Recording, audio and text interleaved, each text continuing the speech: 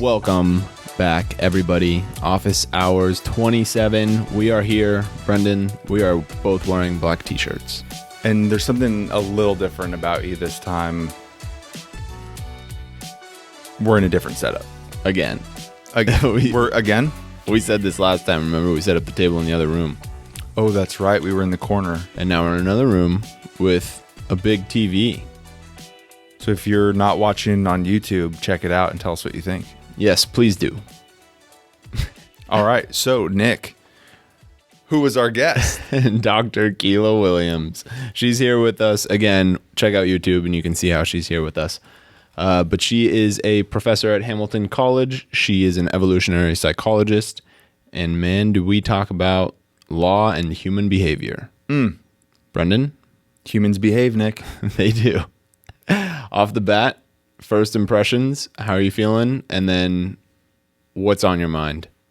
I mean, great conversation, no doubt. I think the thing that's been on my mind is that idea of ecology and the social dynamic that it plays in how we tend to put things like our conversation. We talk about, racism being, or race being a identifier or something that we like to attribute to a certain topic, but really there's an ecological factor that's like underlying that if we could address that, maybe some of the race-based stuff could be remedied as well. So I thought that was super interesting. And then also we talk about just the function of stereotypes. Like what purpose do they serve having them? Because a lot of these stereotypes are, in some way or another, at some point in time, which I think is an important distinction to make, they served a purpose. Mm-hmm. They may not anymore, and they may still be around, and doesn't mean that purpose was a good purpose, but there was some function it was serving, and I thought that was an interesting point to make too. Yeah, she gave the example of, like, in lower SES communities, there are higher, like, younger birth rates, right, of like teen pregnancies and things like that. And it's because lack of resources calls for, okay, what are we supposed to do as humans? Procreate. So we're going to do this younger because there are a lack of resources and things farther down the line are more scarce. Right. Yeah. So to ensure the continuation of the species, at least from a local level, then relates to, okay, we need to continue the species at a younger age. There's more societal pressures to make that happen sooner, which was an interesting thing to think about it because, yeah, we do a lot of shaming in this country. There's no doubt about it. And we don't take the time to really understand people's circumstances. And I think that's a great example where a lot of people could maybe gain a deeper level of understanding about what it would mean to be living in a ecology that you don't currently live in. I just go back to this, like, I'm kind of frustrated with stereotypes. I mean, I think we all should be. Mm-hmm. And I also think, like you said before, there should be this understanding that they're there for a reason. Mm-hmm. But it's like, if our brain's so complex and so large, like, it needs to chill on trying to make stuff so simple. Yeah, right? Like, well, and like evolutionarily, I think it's just so weird because there's really like no way to know, but just thinking about how different our biology would have behaved in a different time. You know what I mean? Like, imagine you only ever met 100 people in your entire life because your tribe was 50 and you knew of one other tribe, but you never really met them. Right. So you had these interactions, but like, to put that one step further, imagine how many deep, meaningful relationships you would have. That would be cool. Right? Because so every relationship would mean a lot to you. And you would probably feel much more, I think there's a lot of, just to bring another kind of topic into this one, if that was the case, you meaning the modern man meaning human, not man or woman. But I think there's a real chance that people wouldn't feel so without purpose. Because when, to go back to what we talked about with Jamie, if you have deep, meaningful relationships, that economy of, what was the word we used in that interview? The economy of like gratitude, right? You're going to do things to better the lives of the people that are close in your 50-person tribe. They're going to do things back for you. I think there's a lot of fulfillment that comes out of that cycle. But when it's good action, not saying that people do it for the feedback, but there is a certain baseline level of validation, like the work that you're doing is impacting people's lives for the better. That's a good piece of feedback to receive from your environment. And I think with social media and just like how vast our societies have become, it just does not happen. And I think people are desperately seeking that. There's like a lot of meaningless work out there. Oh, yeah. Not meaningless in the sense that it literally means nothing, but it means nothing to you. Yeah. You're not seeing your efforts day in and day out going to better the people that you love and you want to take care of. Yeah, especially like with work culture, you're only doing, if you're in a specific type of job, you're only doing one part of yourself or expressing one part of yourself every day, all day.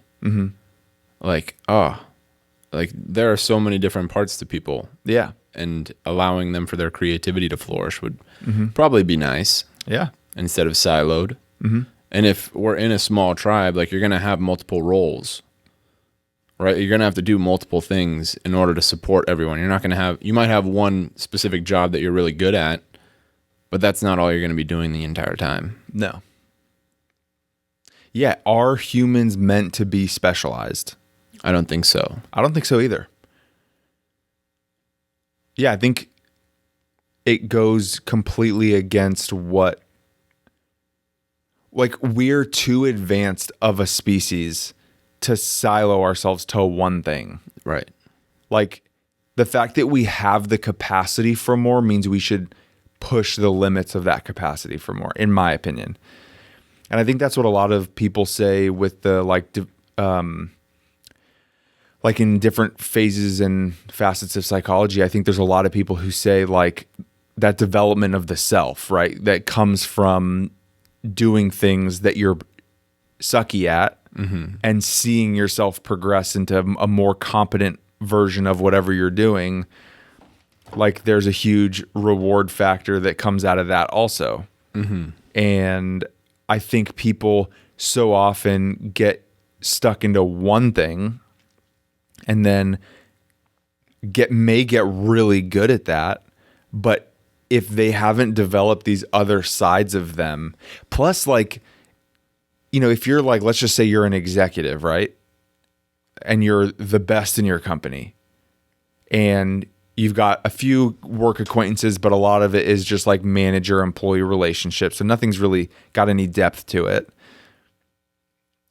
The most fulfilling part of your life would be shared with just about zero of the people who mean anything to you in your life. Oh, wow. Yeah. So there would be a huge disconnect in you feeling satisfied with that if like you never really could, like, I mean, your paycheck can only go so far into proving that like amount of work you do and everything you endure on a day in and day out basis and all the, tough decisions you have to make and navigate through and all that. And I feel like if people could take their significant others and their family and everybody through and show them like all the stuff that they were doing, but then their in a place where their family would get it, right? Like I could tell all of my family all types of ways what I do at work, but it doesn't connect the same. Right. So yeah, there's just so many different things that the modern environment doesn't allow people to experience that I think on the whole are detrimental to mental health, to be honest. I think that's like there's an insufficiency there. And I think that, you know, it's really good to hear somebody like Keelah talk and take us through stuff like this, because I think it helps us better understand our environments and then how our psychology relates to that. Right. I think you touch on a really good piece with mental health, because like our older generations, like say our parents' generation and then grandparents' generation, I'm assuming that it's due to like limited jobs as to why a lot of people just stuck in there or stayed in the same career for so long. Mm-hmm. Like, of course, there was that culture around like grit and like, this is who you are and you need to bear through this. But I also just access to jobs. And now with our generation having a lot more access to a lot of different types of jobs, like we are getting more creative. And I think with the mental health piece, like people were so caught up in their career, so caught up in what they do for a living, that when they retire, like that's when they start to feel like shit, because that was the only thing that they did their whole life. And it's like, okay, yeah, if you take that away, I am going to feel terrible. Right. Like if I'm not doing other stuff or expanding myself in different ways, then what am I going to do when I'm done? Yeah. It's the same thing with athletes. You can't be an aimless person. Yeah. It does not go well. Yeah, and if you only aim at one thing, and then that thing ends, bye. You're then aimless. Bye. Yeah. It's terrible. You said something that really made me think, and this is a question I haven't even had more than 20 seconds to think about. This is a thorough thought. A thorough thought. Do you think that increases in creativity are a teeter-totter effect with mental health? Right. Do you think the increases in creativity lead to decreases in mental health? I think so. I don't know, but I think it's an interesting thought, because I think of like the tormented artist, right? Like somebody who's deeply, deeply disturbed mentally, but has the ability to create the most amazing things. Or what you said, people leave their job, they go do something that they feel is going to be more creative, more meaningful, allow them to do something they want, but you're like also ripping yourself out of a community of people who've like come to depend on you and lean on you. And that can have a devastating effect to it. Oh, yeah. I think there's a huge mental health issue in like that tech space, right? Like there's a lot of people who experience, I mean, in a lot of fields, there's obviously mental health issues. I think that's more of a macro, what are people doing with their lives type of a thing but specifically on this creativity piece, I am really curious if there is a true balancing scale at all times of how creative are you being and what is your mental health. Like if you pursue something purely creative, is that going to almost certainly decrease your mental health? If you invest everything in, right, that's what it would be. If you invested everything to the most severe degree to creativity, is that also the recipe for the most severe of this specific brand, we'll call it, of, decline in mental health? Yeah, I think it could be. I mean, I think about just us doing this. Like if I didn't have this, I'd have more time to focus on school and work, which means more time that I'd probably stress about school and work, and less of an experience to like dive outside of my everyday norm of school and work. So would you, based on what your answer you just gave me is, would you say it's siloed creativity? When your creativity is only in one avenue and you invest every waking moment of your creative life into one thing? That's when it could be dangerous. That's when it can be dangerous. But when you have your work, you've got the podcast, you've got X, Y, or Z other things. You've got shows that you really love and that you have like a creative obsession for their own way. Maybe a book series or an author that you just love digging in on. Another podcast that you don't do, but you listen to, maybe that you love, and that gets your creative juices flowing. Do you think that helps spread out that creative flow and can offset some of the, then you've got 7 teeter-totters going at one time instead of one. I think that could be beneficial, because whenever I think about creativity running amok, I think about like the artists and the painters and the novelists and the musicians who like allow they have space for their ideas to go crazy.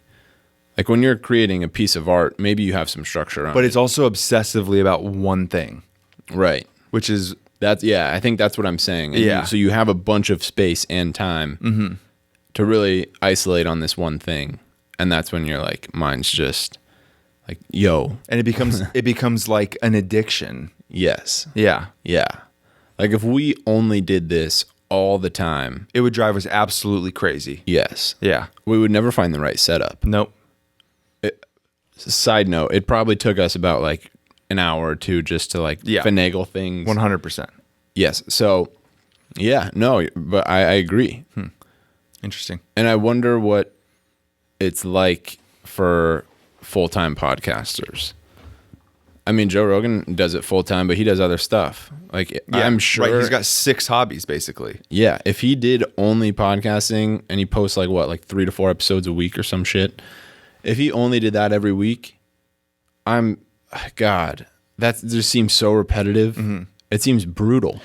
Plus, I would say his other hobbies are really different. Yeah. You know, like hunting, we'll call fitness one, comedy, and podcasting. And he's really good at all 4. Sportscasting. And being a commentator. So, like, speaking. Yeah. Yeah. I mean... There's 5. I mean, there's correlation on all of them, but there's similarity, or there's big differences in all of them too. Right. And I think this is probably why it's shown that like if you really devote yourself to one thing, you'll probably excel at it. But the sacrifice does not seem worth it. Yeah. Like you see people in business. Right. Yeah. Like investment banking or something like that. They're devoting a lot of time to their work and they're getting a good payout because they're doing so. But at the same time, like they're sacrificing some time, sacrificing different outings. Yeah. Do you think there's like a patience conversation to mix in here that is like relevant? Right? Because I'm thinking based on what you just said, if you dedicate all of your time to one thing and you get really good at it, but you've made all of these sacrifices, right? Let's say in an alternate universe, the same person does 3 things that they are going to be equally good at, but it takes them a decade longer to achieve their mastery level in all of them. I would say that person probably would be more fulfilled with the pursuit of those things. Yeah. Whereas getting an incredible amount of wealth young for dedicating your entire life to one thing and then hitting 36 and being like, wow, I am nowhere I want to be. I've done this one thing and now my life is just this one thing. And I really wanted to get good at wake surfing and I never did it. I did it for one summer and I absolutely loved it and I never did it again because I was so dedicated to this. This is our conversation about Olympians, right? Yeah. Of like dedicating your whole life to a sport. Yeah. Finishing at some point and then being like, okay. Probably very young. Yeah. You're probably less than 30 years old. And then literally being told you're not good enough, you cannot do this anymore. The one thing that you were the best at. Yeah. And to you, I'm assuming there's no like gymnastics rec league to go get involved in to just like continue it for the love of it, right? Right. Like that's a hard, and you're never going to train at the level and intensity you were when you were thinking about reaching the pinnacle of your sport. So it really does come crashing down around you in that case. Yeah. So what would you say if you were to give some kind of, blanketed recommendation to people based on what we've just talked about? do you think that from our unprofessional perspective, Very unprofessional. yeah, this is not a legitimate recommendation. This is a thought experiment. That's why you should abide by it. Do you think that most people should find 3 or 4 things to kind of really invest some of their time into? And like, I think anything can fall into this category, right? Like, you know, us having psychologically based conversations, whether it's outside of this podcast or not, like that's an actual like investment of my time. Like when we have these conversations, I don't just like willy-nilly them. Like I'm really thinking about them. You know what I mean? And I think that is, you know, that's because it's actually something that I've genuinely gained a curiosity in. And that can be anything. And like I've a bunch of weird ones. Like there's a whole bunch of stuff that I'm just like constantly curious about that I will do research on for absolutely no reason. Just because I'm curious. Like here's a good one. Cars. Not even for the like, oh, that's a big engine. It's super fast. It's like the most advanced thing.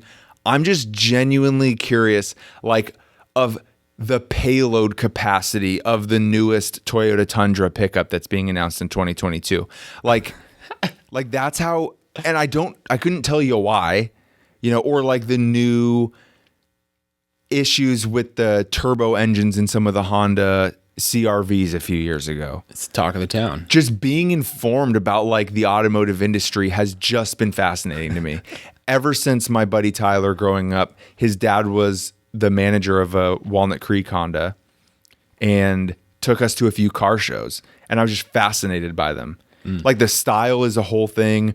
Then like how you bring the style of a car and combine it with technology. And then like just all the features that they can pack in and what a vehicle can do. Like it's just such a fascinating industry to me. It is.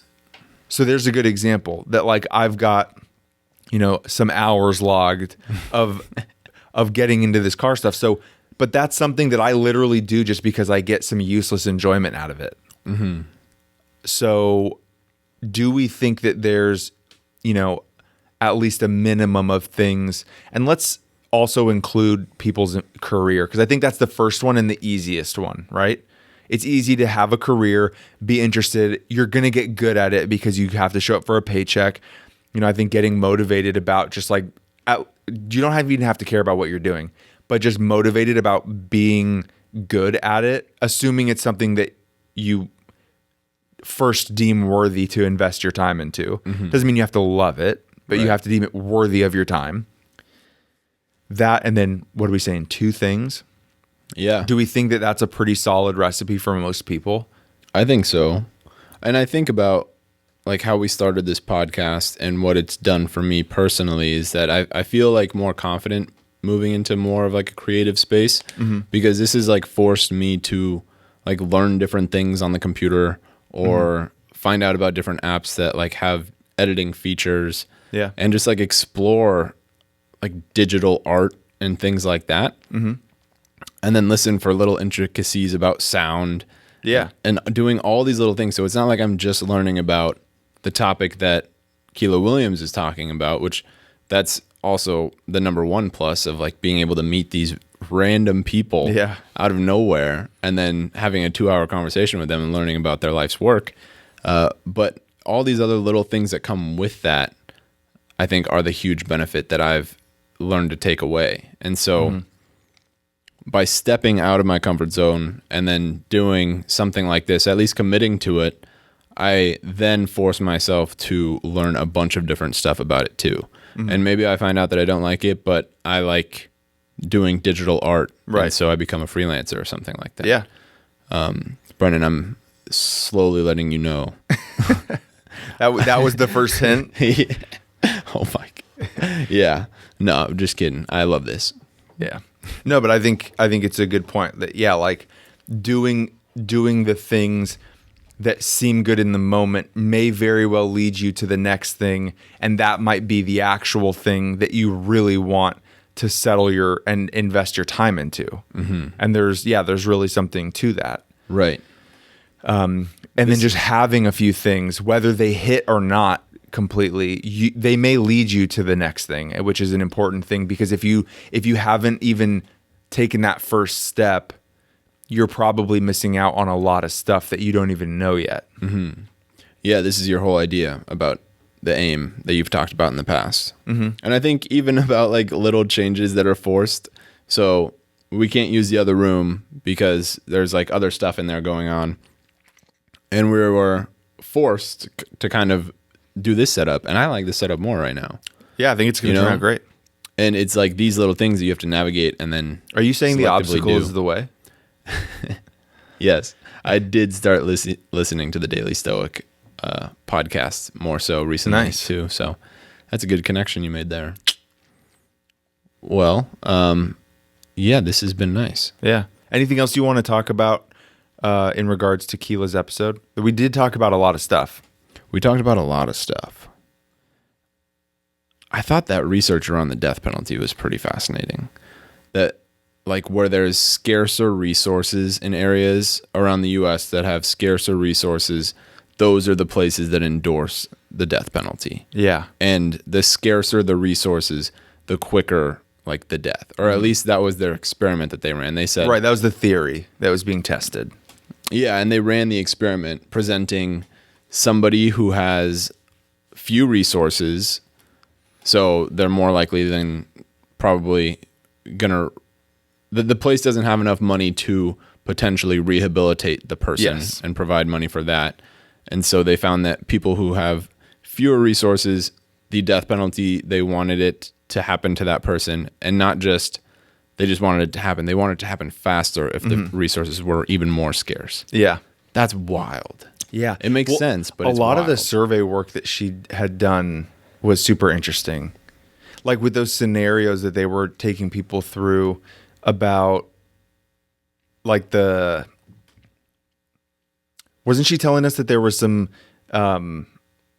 surveys that they were doing on, man, now it's going to completely blank right in the middle of me trying to think of this idea. But yeah, no, I mean the death penalty thing for sure was really interesting because in the context of like smaller groups, like we were talking about before, right? Mm-hmm. Like smaller tribes. Yeah. You know, if like people weren't taking hostages, you know, like if somebody came in and attacked your tribe and you captured them, you killed them. Mm-hmm. Right. And I think it's just so interesting to think about, like back in those older times, like even let's not even go back to like hunter-gatherer tribal times, but even just like what limited resources we had back when, you know, ancient dynasties were going on. Like there just weren't a large number of resources, right? Like people went to war over salt.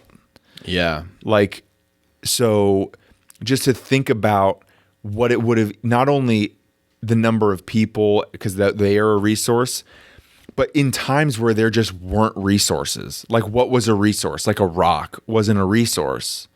You know, maybe it was. It actually probably was. But today it's not. If it's shaped like a wheel, yeah, then it might be. But you know what I mean? Like there was probably only a handful of things that were really a resource, like textiles, salt, gold. I don't even know if there'd be anything else, to be honest. I mean, I haven't watched too much, but I know you watch a lot. Like we see this play out in Survivor. Oh, absolutely. Like people are on the brink of like starvation. Yeah. And lack of resources, and they're willing to just like let go of everybody. Yeah. And all of their good judgment goes out the window. It's gone. Yeah. So if there was somebody who was hurt on Survivor and they were slowing the team down, they'd say, you just need to leave. We've seen people on Survivor hurt other people in competition because of probably this same mindset we're talking about. Oh my gosh. Like somebody who was trying to wrestle a ball away from somebody else, or like a soccer type scenario, kick another player, like literally kick them to give themselves the advantage. Wow. So yeah, I mean, the extremes that people will go to when pushed. I mean, talking about scarcity of resources, right? Literally, that was the tactic in Nazi Germany, right? These people had nothing. They didn't have a single thing. So when all of the resources are being controlled by one group of people, and they tell you, hey, we're going to keep the peace. You're going to get your food. A whole bunch of people are going to die. You know, it's probably easy as a German citizen living under a Nazi regime who's not being persecuted in that time. It's probably easy to turn a blind eye when the person in charge is the only way you're going to feed your children that night. Right. And you know that the consequence is some other people you never met, that you're probably never going to see, never were going to see anything, they're all going to die. Right. Like, it's a total manipulation game for tyrants also. This resource idea and the scarcity, and then what people are willing to do in the presence of scarcity of resources. Crazy. Yeah. Desperation. Yeah. So this plays out similar to our talk with Courtney Tracy about how she approaches her work with all of her clients utilizing Maslow's hierarchy of needs. Yeah, it's totally in the hierarchy. It is, because if you're not going to be able to care about connecting with other people if you're trying to just get shelter and food. Yeah, no way. Like, who cares at that point? I just need shelter and food, and that's it. Yeah. And I mean, essentially, that's like almost an addict's mindset too. If you're abusing substances, that's why you don't really care about anybody else. You just want your drug of choice, and then you push everybody else away. And what does that get you? It's tough. Yeah. So here we are, resources. Yeah. And this is why, I mean, just disparity in general is such like a huge topic to discuss. Yeah. Because people who have billions of dollars, it's like, what are you doing with that? Yeah. Compared to people who have less than $1,000. That's wrong. That is sad. Yeah. I mean, yeah. And like, this is where, yeah, I mean, just like creating opportunities for people so that they can like achieve more for themselves and their families is just like, God, it's got to be such a priority, you know, because like if people don't have the chance, I think that's the problem, right? Like we just don't have enough chances for people. Right. A lot of the chances are being reserved for, you know, people who check a certain status box. Let's just say, like, you know, if you're in a wealthy area and you were able to afford college, then you have a status that is putting you above everybody else in terms of opportunity. And if you came from a neighborhood where, or an area of the country where people didn't go to college and people didn't get good jobs, you don't think that that's something you can go out and do.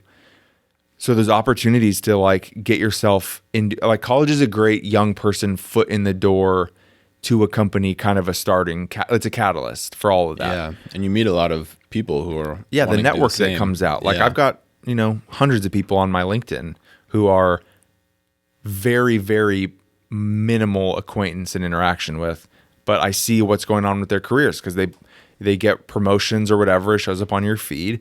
And then like, it's like, if down the line I needed to reach out to that person, I probably could. Yeah. And just seeing that they're doing these things and you were once connected to them or potentially on the same level. Right. Like you're saying. Yeah. Provides you with more motivation to also excel. Sometimes it's like, damn, they're doing great. I suck. I mean, sometimes, I guess. Sometimes. Yeah. But yeah, it's just like if people, because opportunity is literally all it takes, right?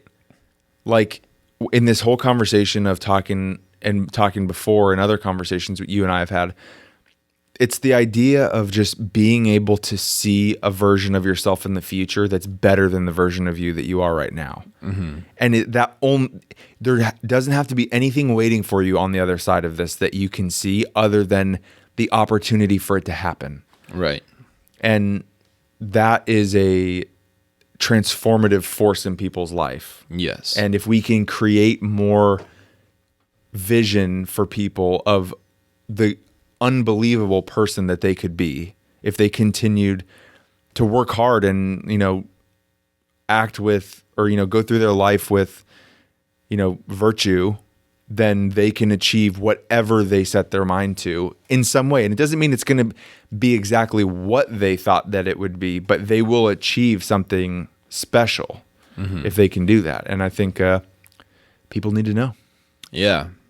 Yeah, and we can hopefully have more supportive ecologies. Yeah, absolutely. A more supportive nation with that. Lift all the ecologies of the United States. Right. Rather than thinking that it's got to be done onesie twosie. Yeah. Or like some new park in a community that doesn't, that needs it is like going to get a new park. But like, yeah. Right. Safety and security being the base of the hierarchy. And predictability. Yeah. Yeah. But Maslow's hierarchy, right? What's the base is? Physiological needs. Physiological needs. Okay. So let's safety and security. Which, so physiological needs, let's say those fall on the role of the parent to ensure are being handled from the youngest of ages.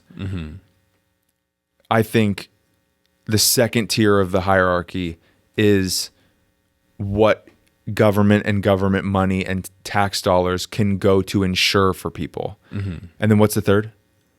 It starts to get into like belonging with others and self-esteem and self-worth. Which makes sense because if you have safety, your community, within your community, you have more opportunity then to integrate with your community better and contribute and get contribution from the community towards yourself.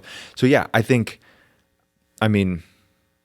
and that's a complicated topic, safety and security. Like, what does that really mean? Like, it is complicated, but it's where focus should be. Like, we need people innovating and creating new, unique ideas on how to do that. Yeah. But what Keelah Williams was talking about was that the main factor in the desperate ecologies is that they were more unpredictable. And so exactly. The hopeful ecologies had a lot of predictability. Which means people can expect that, okay, their basic needs are going to get met instead of feeling unpredictable about like, okay, is my safety actually at risk? Am I going to get food? Am I going to get water? Is there reliable employment? Because if you don't have reliable, steady income, then that leaves so many other things to be uncertain. Yes. Do I have transportation? Yeah. All these things.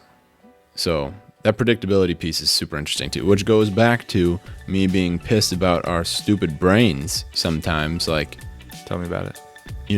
We make all these shortcuts with these heuristics and stereotypes, and now we just need everything to be predictable. Like, yeah, maybe we should just do away with the brain. Idiots, right? So brains are out. We've decided. All right. Just like we've decided that this episode's now over. It's over. That I said something ridiculous. Thanks for tuning in, everybody. We'll see you in the next one. We'll see you next time.